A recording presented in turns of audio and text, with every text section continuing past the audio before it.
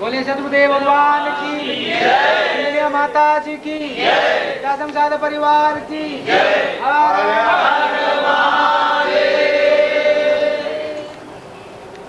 बैठिए।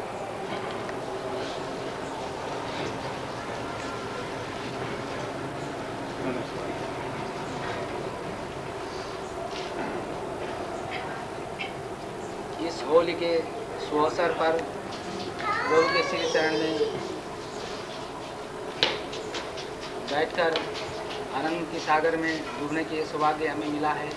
प्रभु हमारे अंतरात्मा से भक्ति भाव से जो भी भाव से निकला हुआ प्रणाम आपके चरण में स्वीकार करें। इस अवसर पर मैं दो शब्द प्रभु के चरण में हम सब की तरफ रख रहा हूँ। नित्याय सत्याय चिदात्मकाय नव्याय भव्याय परात्पराय शुद्धाय बुद्धाय निरंजनाथ नमस्तु नित्यम गुरुक्षेत्राय।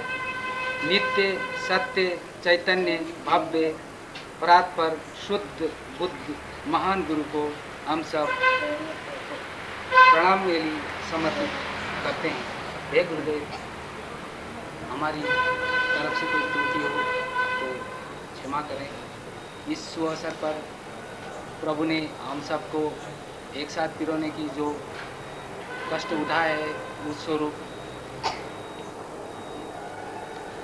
यहाँ समय समय पर प्रभु अपने गुरु भाई बहन से परिचित कराते हैं। इस अवसर पर हमारे दिल्ली के गुरु बहन कमला जी की तरफ से ये सब गुरु भाई और गुरु बहन की एक मिलाप के स्वरूप प्रभु की कृपा से आयोजन किया जा रहा है। और तो मैं उनसे निवेदन करूंगा कि इस अवसर पर प्रभु के चरण में माल्यार्पण देके इस सवाल का घोषित करें।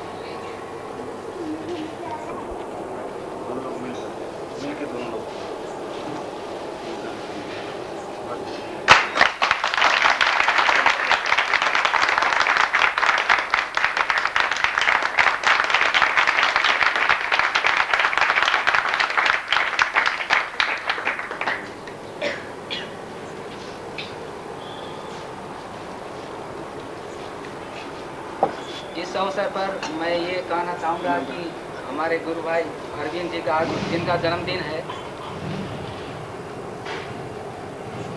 हम सब की तरफ और प्रभु की तरफ से उनको ढेर सारी आशीर्वाद मिले, ऐसे ही प्रभु के चरण में निवेदन करते हैं।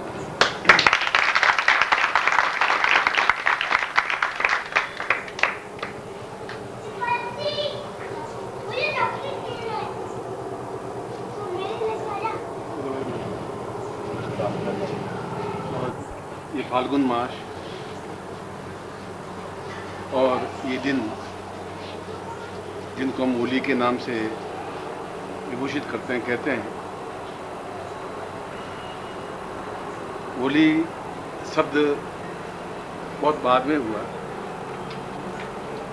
हुतात्मा इति होली, जो अपने मन में तरंग पैदा कर सके उसके अंदर एक जागृति पैदा होती है, एक चैतन्यता पैदा होती है। जो अपने अंदर एक लहर पैदा कर सके, एक खुशी पैदा कर सके, एक प्रसन्नता पैदा कर सके। इसलिए हुतात्मा का मतलब है कि अंदर जो कुछ हमारे अंदर है, जो दबा हुआ है, प्रसन्नता, आह्लाद, खुशी, वह सब बाहर निकलने की क्रिया और स्पष्टता के साथ बाहर निकलने की क्रिया को होली कहते हैं।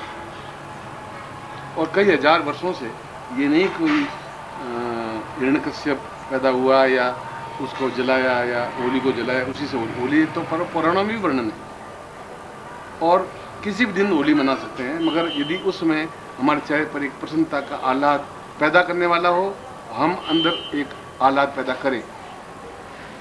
और दूसरी बात, ये जो महीना होता है, बसंत प्रारंभ हो जाता है, पतझड़ खत्म हो जाता है, जो पीले पत्ते होते हैं पेड़ों के सब झड़ जाते हैं, नई कौंपलें आ जाती हैं, न गर्मी होती है, न सर्दी होती है, न बरसात होती है, एक वसंत ऋतु बहने लगती है, धान की कटाई हो जाती है, किसान फ्री हो जाते हैं और सारी आदमी में एक प्रसन्नता आ जाती है। किसान खुश हो जाते हैं, मेरे घर में धान आ गया।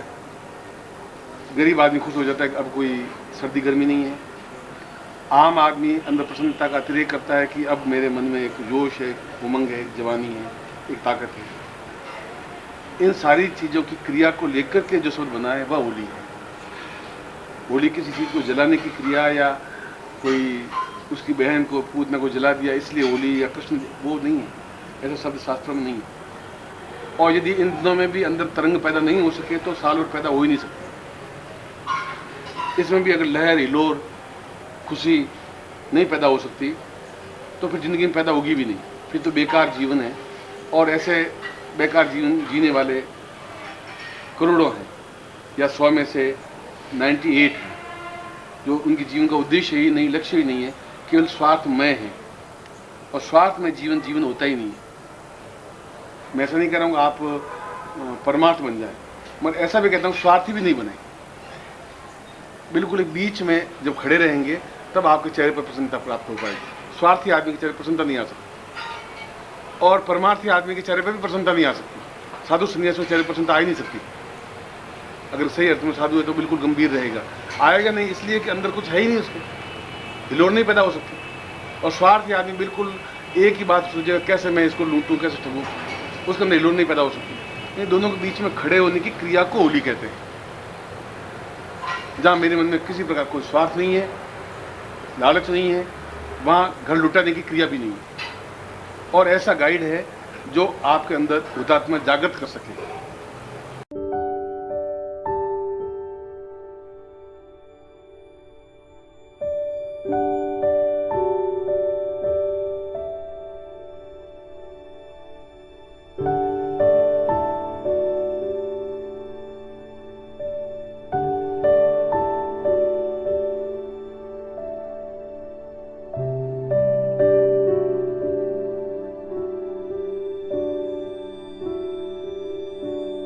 इसलिए गुरु को हुतात्मा कहा गया है, इसलिए होली को भी हुतात्मा कहा गया है।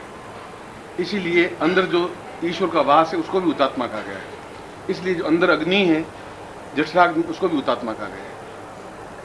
हुत का मतलब आहुति देना, आहुति देने का मतलब है बाहर जो प्रसन्नता की चीज है वो अंदर लेना, उसको व्यक्त करना है। यूँ तो जीवन में दुख और तनाव अवसाद रहेंगे ही, मगर हकीकत में देखा जाए तो इस संसार में तनाव जैसी कोई चीज़ है नहीं, दुख जैसी कोई चीज़ है नहीं। भगवान ने बनाई नहीं है, हम एहसास करते हैं। मैं एहसास करता हूँ बहुत टेंस में हूँ, बहुत क्या टेंस में हूँ, आज कल उसका समाधान निकल जाएगा, परसों निकल जाएगा, निकलेगा ही निकलेगा।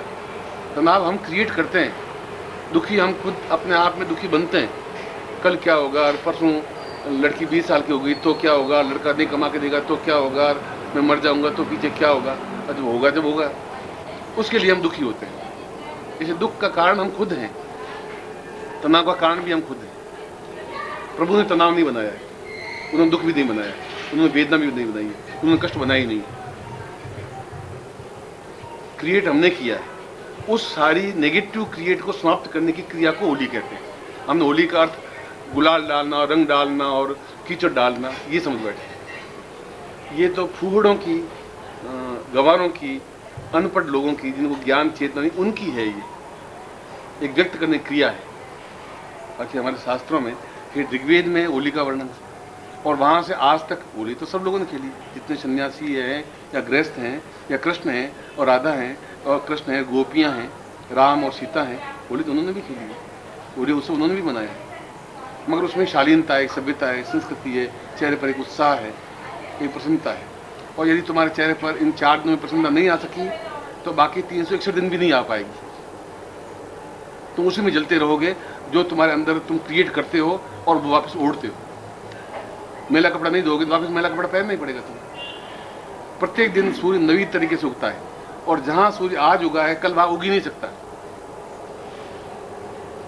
यानी यहाँ पर सूर्य आज पूर्व दिशा में 352 डिग्री पर उगा है, कल 353 डिग्री पर ही उगेगा, 352 डिग्री पर नहीं उग सकता, क्योंकि पूर्व का विस्तार इतना लंबा चौड़ा है। तो सूर्य एक जगह नहीं उग सकता तो आप भी एक जगह स्थिर नहीं रह सकते। अगर स्थिर रहते हैं, दुख में ही रहते हैं, तो दुख आप क्रिएट कर रहे हैं। यदि कोणार्क मंदिर में जाएं तो सूर्य मंदिर की विशेषता क्या है? आपने कोणार्क को बाहर में देखा भुवनेश्वर के पास में, उसमें 365 छोटी छोटी बारियां हैं, झिड़कियां, और आप देखेंगे कि एक दिन इस बारी में से सीधी किरण अंदर जो सूर्य है उसके ऊपर पड़ती है, अगले दिन उसके अगले झरोखे से सूर्य की किरण पड़ेगी। इसका मतलब इतना डिफरेंस सूर्य के उगने में हुआ, इसलिए सूर्य मंदिर है वो। ये देखने की चीज है वहाँ, उन पत्थरों की मूर्तियों को देखने की चीज नहीं है। कितने उच्च कोटि के वैज्ञानिक थे जिन्होंने इस बात को सिद्ध किया। इसलिए ये जितना तनाव, जितना दुख, हाँ मैं 2 घंटे काम करते 11 बजे तक बहुत दुखी हूँ, आज उसने मुझे गाल दे दी, दुखी हूँ, गाल दे दी, उसका मुंह गंदा हुआ है, चांद को थूकेगा तो उसके चेहरे पर पड़ेगा। इसलिए मैं आपको ये नहीं करूँगा आप सन्यासी बन जाएं, ये भी नहीं करूँगा आप बिल्कुल भोगी बन जाएं। आप बीच में खड़े रहें, जो कुछ हो रहा है सब हो रहा है, आप नहीं चाहेंगे तभी होगा, आप चाहेंगे तभी होगा। इसलिए उसको, दुख को ही आप पकड़ते हैं, सुख को आप पकड़ते ही नहीं। मैं आपके चेहरे को देख के बहुत प्रसन्नता व्यक्त करूँगा, सुख है, मैं सोचूं साले कहाँ से आ गए बीच में, क्या करें सर, मैं दुखी हूँ। आप कहेंगे सर आप पैंट पहनते बहुत अच्छी लगती है, और पैंट होता मैं बहुत सुखी होता, सूट पहना होता, अब धोती पहना बहुत दुखी हूँ। ये सब हमारे कारण हैं।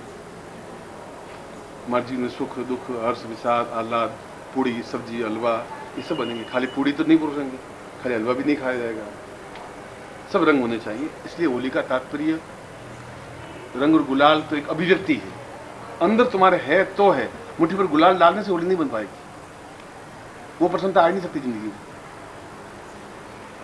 इसलिए जिंदगी का प्रत्येक पल किसी का होकर के बिताना चाहिए या किसी को अपना बना करके बिताना चाहिए, उसको होली कहते हैं। दोनों में से एक काम करना पड़ेगा, या तो आप किसी को हो जाए, जब हो जाए तो आप स्वार्थ से परे हट जाएंगे, फिर आप खुद का स्वार्थ नहीं रहेगा, या किसी को अपना बना लें तो भी आप स्वार्थ से परे हट जाएंगे तो उनको आपने अपना लिया। दोनों स्थितियों में आप खड़े हैं, अभी आपके हाथ में है कि आप या तो हुतात्मा मीन्स गुरु, हुतात्मा माने कृष्ण, हुतात्मा माने ईश्वर, हुतात्मा माने ब्रह्म, और हुतात्मा मतलब आपका शरीर, आपके विचार, आपका चिंतन। आप उसको नेगेटिव थिंकिंग में डालिए, आपको कोई रोकने वाला नहीं है, आप पॉजिटिव थिंकिंग में डालिए, होने वाला नहीं है। मैं 14 साल 15 साल का था, मेरे पिताजी मर गए, तब भी 4 महीने दुखी हुए, रोए, मतलब उसके बाद में जिंदगी चलती रही, और आज तक जिंदा रहते तभी जिंदगी मेरी चलती। इसलिए सन्यासी था तभी ठीक है, आज ठीक। इससे ज़्यादा बीमार मान लो मैं पूना में 6 महीने तक पड़ा रहा, तब भी मतलब ठीक था, अब भी ठीक है। ये तो शरीर है, सुख भी आएगा दुख भी आएगा, हम एहसास क्या करते हैं बस उस पर डिपेंड है। और जो एहसास करते हैं वही क्रिया हमारे शरीर को नेगेटिव थिंकिंग और पॉजिटिव थिंकिंग में लाएगी, उसी से हमारा पूरा साल कटेगा। होली अपने आप को एक विश्लेषण करने की क्रिया है, एक सोचने की क्रिया है, रीथिंकिंग करने की क्रिया, मुझे साल कैसे बिताना है, रोते हुए, कलपते हुए, दुखी होते हुए, दुख देते हुए, या प्रसन्नता के साथ मुस्कुराते हुए, चल चलाते हुए, क्षण भर रुककर, क्योंकि सारे काम निबट चुके होते हैं। इसमें फसल कट चुकी होती है, तनख्वाह आ चुकी होती है, फाइनेंशियल ईयर खत्म हो चुका होता है, सर्दी खत्म हो चुकी होती है, गर्म खत्म हो जाती है, पतझड़ खत्म हो जाता है, ठंडी शीतल बयार शुरू हो जाती है। वहां भी आप गर्मी के अंदर तपते हुए जैसे रहें, ये जीवन का मकसद है, ये जीवन का लक्ष्य है, जिसको हम नहीं समझ पा रहे हैं, जो समझने की क्रिया है। इसलिए आपके चेहरे पर जो आज से महीने भर पहले की रेखाएं थी, वो विषाद कल भी सुबह मैं आपको देखूंगा तो मैं आपको मरा हुआ ही समझूंगा। मैं कहां से आपको सजीव कहां से देखूंगा, जिंदा आपको देखूंगा कहां से।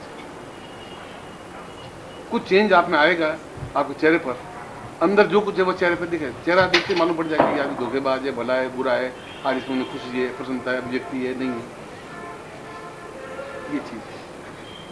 इसलिए इस होली के पर्व पर जैसे इसने नित्याय सुधाय प्रबुद्धाय श्लोक बोला है, इसका मतलब है नित्यम नवीन बने, नित्यम शुद्ध बने, नित्यम प्रबुद्ध बने। और मैं कहता हूँ आप घोर स्वार्थी बने, और मैं आपको कहता हूँ घोर परमार्थी बने। मैं आपको घोर साधु भी नहीं बना रहा हूँ और घोर ग्रस्त भी नहीं बना रहा हूँ। और ये विचार इस प्रकार के भारतवर्ष में कोई विचार स्पष्ट कर नहीं पाता। या तो कहेगा तू सन्यासी बन, या तुमसे छीनेगा, या तुम्हें मूर्ख बनाएगा, या तुम्हें कुछ करेगा। न ऐसा मेरे मानस में है, न रहा है जिंदगी में। जो जिंदगी में शुरू में पकड़ रहा है वो आज भी पकड़ है, और भगवान कृष्ण भी पकड़ते थे। अब उनको आप पकड़ कहें या अच्छा कहें,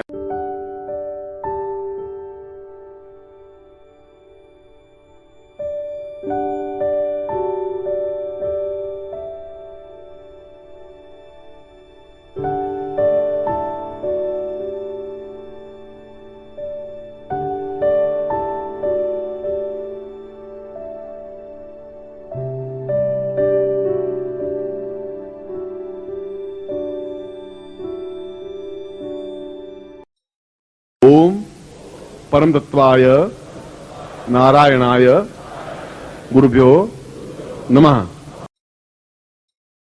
ओम ह्रीं मम प्राण देह रोम प्रतिरोम चैतन्य जाग्रय ह्रीं ओम नमः। ओम भूर्भुवः स्वः तत्सवितुर्वरेण्यं भर्गो देवस्य धीमहि धियो यो नः प्रचोदयात्।